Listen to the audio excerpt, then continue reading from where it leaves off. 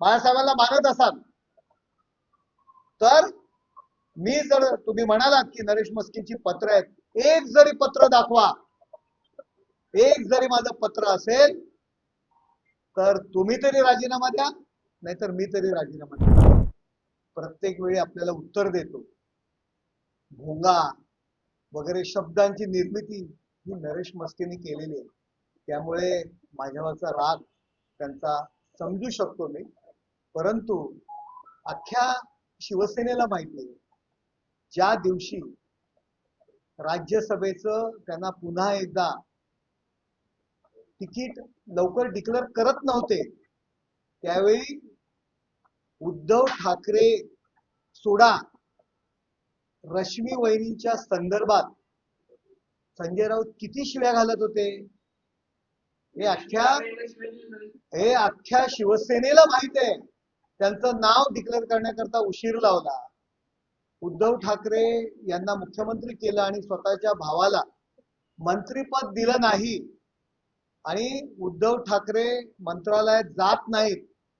त्यावेळी शिवसेनेतल्या आमदारांना पवईच्या हॉटेलमध्ये मीटिंग घ्यायला लावली आणि उद्धव ठाकरेंना विरोध करा आणि माझं नाव मुख्यमंत्री पदासाठी घ्या याकरता कोण कुभांड रचत होतं हे अख्ख्या शिवसेनेला माहित आहे. आणि संजय राऊत साहेब, एकनाथ शिंदे सोबत जाणारा महाराष्ट्रातील पहिला जिल्हा प्रमुख हा नरेश मस्के आहे.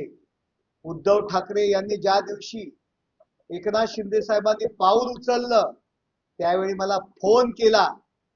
त्यावेळी मी त्यांना स्पष्टपणे सांगितलं, मी मातोश्रीला जाऊन पुन्हा एकनाथ शिंदे साहेबांसमोर गेलो नाही.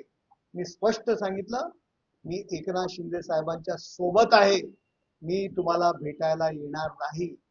15 दिवस अगोदर एकनाथ शिंदे साहेबांनी भूमिका घेतली. त्यावेळी मला वर्षा बंगल्यावरती बोलावलं होतं. त्यावेळी सुद्धा मी स्पष्टपणे, आणि तुम्हाला हे माहित आहे, स्पष्टपणे सांगितलं, एकनाथ शिंदे साहेबांवरती तुम्ही जो काय अन्याय करताय तो करू नका. तुम्ही त्यांना बोलवा, जे काही गैरसमज झाले असतील ते दूर करा, पण पक्षाला एकनाथ शिंदे साहेबांची गरज आहे.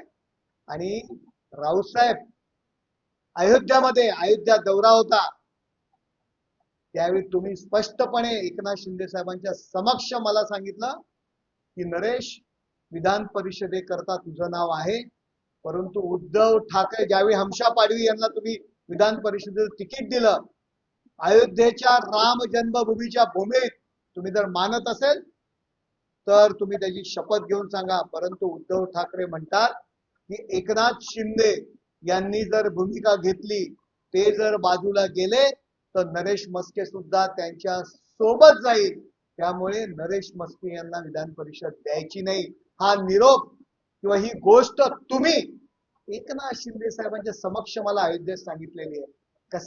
कसल्या गप्पा मारताय? आणि तुम्ही जर खरंच बाळासाहेबांना मानत असाल तर मी जर तुम्ही म्हणालात की नरेश मस्कींची पत्र आहेत, एक जरी पत्र दाखवा, एक जरी माझं पत्र असेल तर तुम्ही तरी राजीनामा द्या, नाहीतर मी तरी राजीनामा देतो. कसल्या गप्पा मारताय?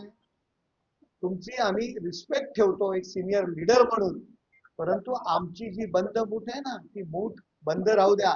एकनाथ शिंदे साहेबांनी भूमिका घेतली, त्या 2 दिवस तुम्ही मला काय फोन करत होतात, रोज मला सकाळ संध्याकाळ फोन करून काय बोलत होतात हे तुम्हीच जाहीर करा.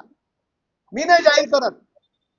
मी नव्हतो तुम्हाला फोन करत. तुमचा कॉल रेकॉर्ड काढा आणि तुम्ही मला फोन करत होतात आणि काय काय बोलत होतात ते मला जाहीर करायला लावू नका. कशासाठी? नरेश मस्केवरती तुम्ही कितीही टीका करा, 50 माणसं ठेवा सोशल मीडियाचंही नरेश मस्केवर टीका करण्याकरता, परत नरेश मस्केने जी भूमिका घेतलेली आहे एकनाथ शिंदे साहेबांच्या सोबत ते आहे आणि कायम राहणार, हे लक्षात ठेवा.